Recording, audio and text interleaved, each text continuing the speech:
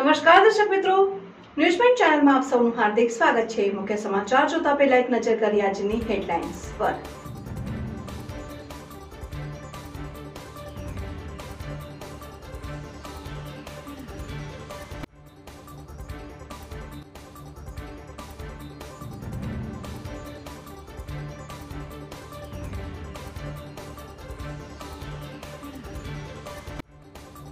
બનાસકાંઠામાં દોલાભાઈ ખાગડા સહિત અન્ય ખેડૂત આગેવાનોની વહેલી સવારે એમના ફાર્મ હાઉસ પરથી કરાઈ અટકાયત। જિલ્લા પ્રમુખ દોલાભાઈ ખાગડા વાવથી રામસિંહ રાજપૂત ધાનેરાથી શંકરભાઈ વાગરાની અટકાયત। પાલનપુર પશ્ચિમ પોલીસ મથકના એએસઆઈનો વિદાય સમારંભ યોજાયો। વર્ષ 1989માં ભરતી થઈ 35 વર્ષની નોકરી પૂર્ણ કરી 2024માં નિવૃત્ત થયા।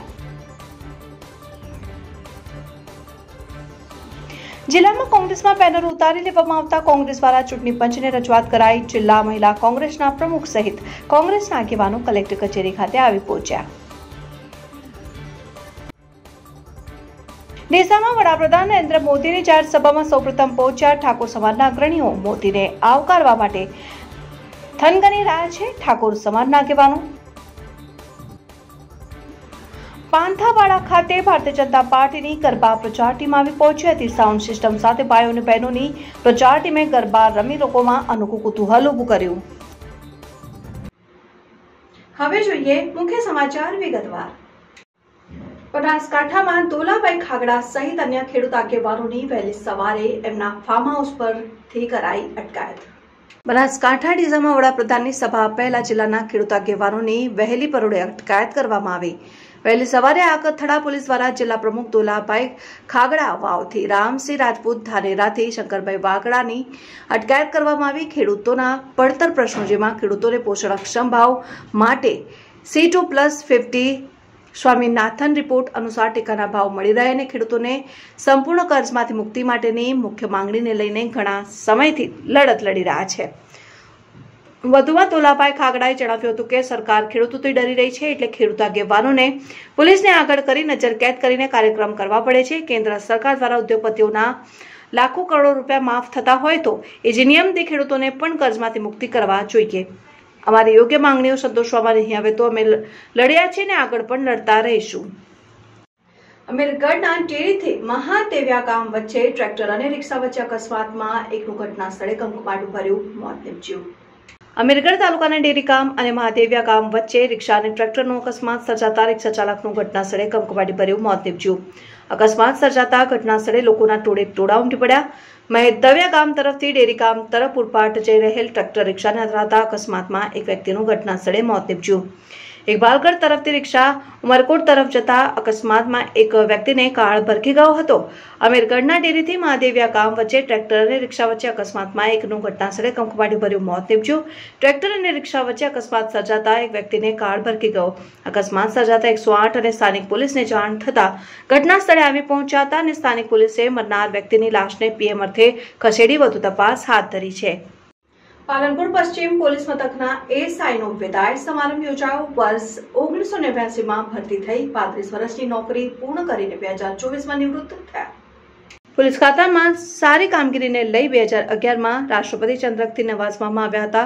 પાલનપુર પશ્ચિમ પોલીસ મથકમાં ફરજ બજાવતા એએસઆઈ 35 વર્ષની નોકરી પૂર્ણ કરી 58 વર્ષે નિવૃત્ત થતા તેમનો વિદાય સમારંભ યોજાયો। પાલનપુર તાલુકાના ધાંડા ગામના વતની અને વર્ષ 1989માં પોલીસ ખાતામાં ફરજ ઉપર લાગેલા અયુબ ખાન કે ધાસુરા પોલીસની અનેક બ્રાન્ચ અને પોલીસ સ્ટેશનમાં ફરજ બજાવી છે। તેમની કામગીરીને જોઈ વર્ષ 2011માં રાષ્ટ્રપતિ ચંદ્રકથી તેમને નવાજવામાં આવ્યા હતા અને વર્ષ 2024માં પાલનપુર પશ્ચિમ પોલીસ મથકે એસઆઈ તરીકે ફરજ બજાવતા હતા। જેમને 35 વર્ષથી નોકરી પૂર્ણ કરીને 58 વર્ષે નિવૃત્ત થતા તેમનો પાલનપુર હાઈવે સ્થિત આવેલ એક હોટલ ખાતે વિદાય સમારંભનું આયોજન કરાયું, જેમાં પાલનપુર પશ્ચિમ પોલીસ મથકના પીઆઈ, પીએસઆઈ, એએસઆઈ અને પોલીસ સ્ટાફના માણસો, સગા સંબંધીઓ અને સમાજના પ્રતિષ્ઠિત નાગરિકો ઉપસ્થિત રહી ફૂલહાર પહેરાવીને શાલ ઉડાડી મોમેન્ટો આપી તેમનું ભાવભર્યું સન્માન કરી વિદાય આપવામાં આવી। જિલ્લામાં કોંગ્રેસમાં બેનરો ઉતારી દેવામાં આવતા કોંગ્રેસ દ્વારા ચૂંટણી પંચને રજૂઆત કરાઈ। જિલ્લા મહિલા કોંગ્રેસના પ્રમુખ સહિત કોંગ્રેસના આગેવાનો કલેક્ટર કચેરી ખાતે આવી પહોંચી ચૂંટણી પંચને કરી રજૂઆત। બનાસકાંઠા જિલ્લામાં લોકસભાની ચૂંટણી યોજાઈ રહી છે, જેમાં કોંગ્રેસ અને ભાજપ દ્વારા પૂરજોશમાં પ્રચાર કરવામાં આવી રહ્યો છે। ત્યારે બનાસકાંઠા જિલ્લામાં કોંગ્રેસ દ્વારા પાલનપુર અને ડીસા ખાતે કોંગ્રેસના ઉમેદવારના બેનરો ચૂંટણી પંચની મંજૂરીથી લગાવવામાં આવ્યા હતા। જોકે રાત્રિના સમયે અચાનક કોંગ્રેસના બેનરો ઉતારી દેવામાં આવતા કોંગ્રેસના આગેવાનોમાં ભારે રોષ જોવા મળ્યો। કોંગ્રેસના મહિલા પ્રમુખ આશાબેન રાવલ કોંગ્રેસના ડેલિગેશન સાથે કલેક્ટર કચેરી ખાતે આવી પહોંચ્યા હતા અને ચૂંટણી પંચમાં રજૂઆત કરી હતી તેમજ તાત્કાલિક ધોરણે તપાસ કરવા માટેની માંગ કરી હતી। ત્યારે સવાલ એ થાય છે કે જો ચૂંટણી પંચ દ્વારા મંજૂરી આપવામાં આવે તો કોંગ્રેસ દ્વારા બેનરો લગાવવામાં આવ્યા હોય તો આ બેનરો કોણે ઉતાર્યા તે એક મોટો સવાલ છે। જોકે કોંગ્રેસના મહિલા જિલ્લા પ્રમુખ આશાબેન રાવલે જણાવ્યું હતું કે આ મામલે જો તપાસ કરવામાં નહીં આવે તો કોંગ્રેસ દ્વારા ધરણા યોજી ફરિયાદ નોંધવામાં આવશે। ચૂંટણી ચાલી રહી છે ત્યારે પાલનપુર શહેર અને ડીસા શહેરની અંદર અમે લોકોએ અમારા ઉમેદવાર શ્રી ગેનીબેન ઠાકોરના હોર્ડિંગ્સ લગાવવામાં આવ્યા હતા। એ હોર્ડિંગ્સ ગઈકાલે પાલનપુર અને ડીસામાંથી ઉતારી દેવામાં આવ્યા છે। હવે ભારતીય જનતા પાર્ટી હારવા માટે જઈ રહી છે ત્યારે એમનું પાપ સામે પોકારી રહ્યું છે। એ લોકો ગમે તેમ કરી અને અમારા ઉમેદવાર કેવી રીતે એમનું મનોબળ તૂટે, કેવી રીતે હેરાન કરવા એવા મેલા ઈરાદાથી હવે એમની પેલા પર આવી ગયા છે, નીચલી કક્ષાની હદ પર આવી ગયા છે।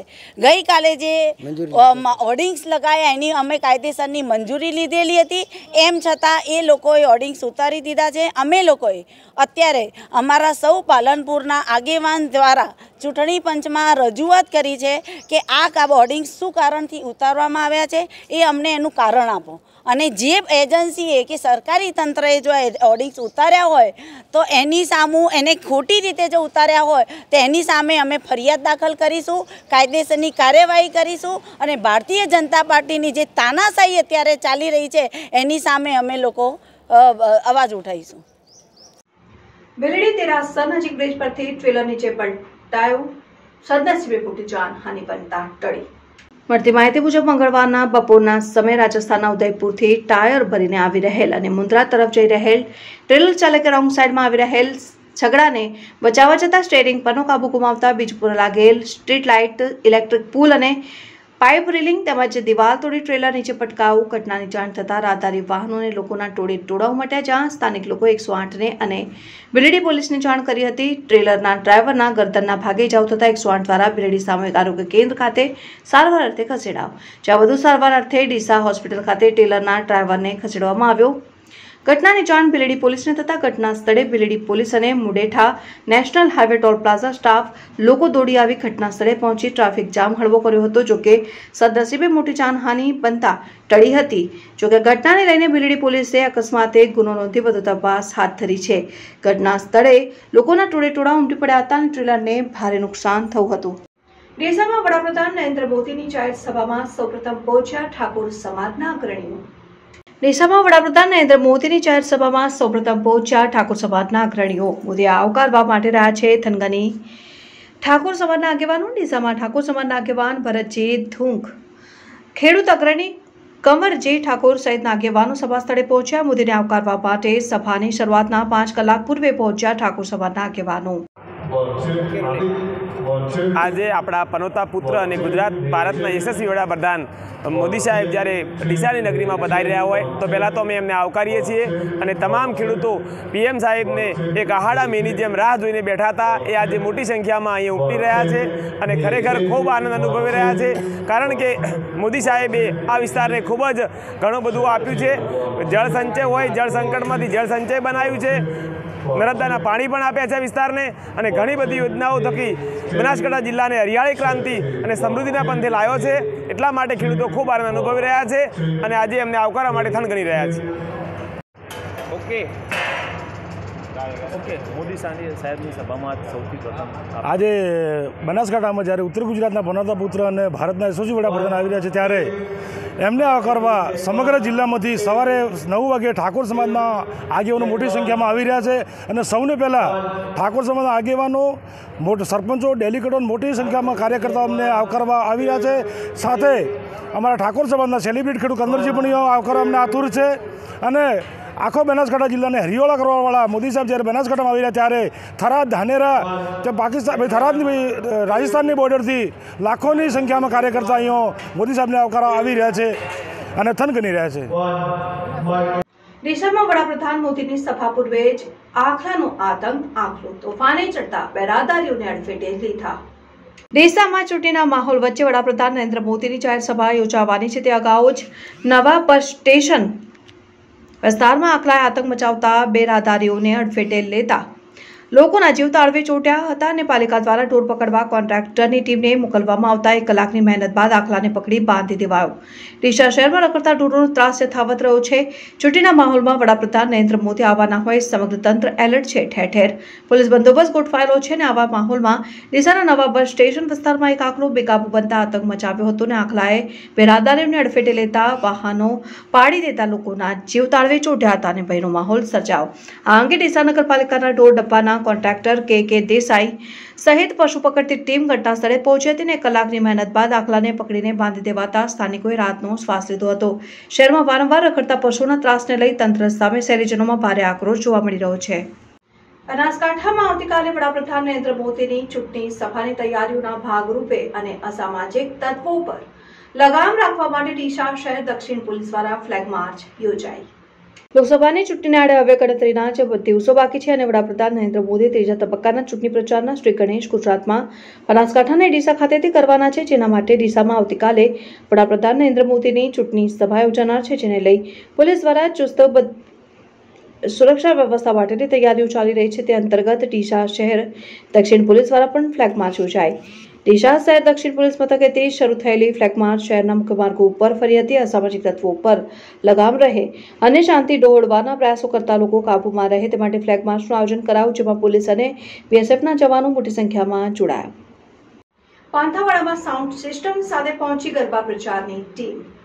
બનાસકાંઠા સહિત સમગ્ર રાજ્યમાં લોકસભાની ચૂંટણીને લઈ રાજકીય પાર્ટીઓએ પ્રચંડ પ્રચાર સભાઓ ગજવીને મત મેળવવાના પ્રયાસો કરી રહ્યા છે। ત્યારે દાંતીવાડા સહિતના શહેરો અને ટાઉન વિસ્તારોમાં ભારતીય જનતા પાર્ટી દ્વારા ગુજરાતના પ્રખ્યાત ગરબા નૃત્યના માધ્યમથી અબ કે બાર 400 પાર ફિર એક બાર મોદી સરકારના સ્લોગન સિદ્ધ કરવાનો ચૂંટણી પ્રચાર કરવામાં આવી રહ્યો છે।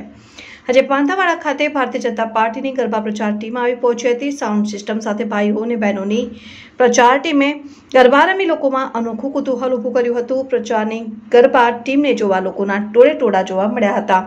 તેમજ ભારતીય જનતા પાર્ટીના સ્થાનિક યુવાનો પણ ગરબા ટીમ જોવા જોડાયા હતા અને ભાજપની ગરબા ટીમ દ્વારા ગરબા નૃત્ય કરી લોકોને મત કરવાની અપીલ કરી હતી। થિયોદર થરા રોડ ઉપર મોતી શેરિયા હનુમાનજીના પાટિયા પાસે એક સ્વિફ્ટ કાર સાથે બાઇક ટકરાતા બાઇકમાં સવાર ઈસરવા તાલુકા કાંકરેજના પ્રજાપતિ પરિવારના 3 જણાને ઈજાઓ થવા પામેલ, જેમાં એક પુરુષ એક બાળકીનો સમાવેશ થયેલ છે, જેમાં પુરુષને પગના ભાગમાં ગંભીર ઈજાગ્રસ્ત થયો છે। તમામને સારવાર અર્થે 108 દ્વારા થરા ખસેડવામાં આવ્યા છે। સ્વિફ્ટ ચાલક ભાગી છૂટ્યો હતો। કોંગ્રેસ દ્વારા બનાસકાંઠા જિલ્લામાં પણ મોડે કાર્યાલયનું ઓપનિંગ કરવા માંડ્યા, જોકે ભાજપ દ્વારા તમામ તાલુકા મત કે કાર્યાલયને ખુલ્લા મૂક્યા છે। તો બીજી તરફ કોંગ્રેસ હવે ચૂંટણીના ગણતરીના દિવસો પહેલા કાર્યાલય ખુલ્લા મૂકી રહ્યા છે અને આજે ધાનેરા ખાતે પણ ધાનેરાના પૂર્વ ધારાસભ્ય અને કોંગ્રેસ આગેવાનો દ્વારા તાલુકા કક્ષાનું કોંગ્રેસ કાર્યાલય ખુલ્લું મૂકવામાં આવ્યું। મોટી સંખ્યામાં સમર્થકો સાથે દીપ પ્રાગટ્ય કરી કાર્યાલયને ખુલ્લું મૂકવામાં આવ્યું હતું। સાથે સાથે કાર્યકર્તાઓને ચૂંટણીમાં મહેનત અને 100% મતદાન કરાવવા અપીલ કરાઈ। તો 3 મે પ્રિયંકા ગાંધી લાખણી ખાતે સભા સંબોધશે, જેને લઈને તમામ કાર્યકર્તાઓને લાખણી પહોંચવા અનુરોધ કરાયો। પ્રિયંકા ગાંધી આવવાથી ચોક્કસ કોંગ્રેસ અને મતદારોના માઇન્ડ ઉપર અસર થશે અને 25-30 વર્ષથી જ્યારે કોંગ્રેસ સત્તાથી દૂર છે ત્યારે એ પોતાના ચૂંટણી ઢંઢેરો બતાવી અને વાતો કરી અને કોંગ્રેસ તરફ ફેરવા માટે મતદારોને પોતાની જે કંઈ બનશે એ પોતાની શૈલીમાં વાત કરશે। દર્શકો હતા ત્યાર સુધીના સમાચાર। હવે પછીના નવા સમાચાર સાથે ફરી મળીશું। ત્યાર સુધી જોતા રહો ન્યૂઝ બેન્ડ ચેનલ।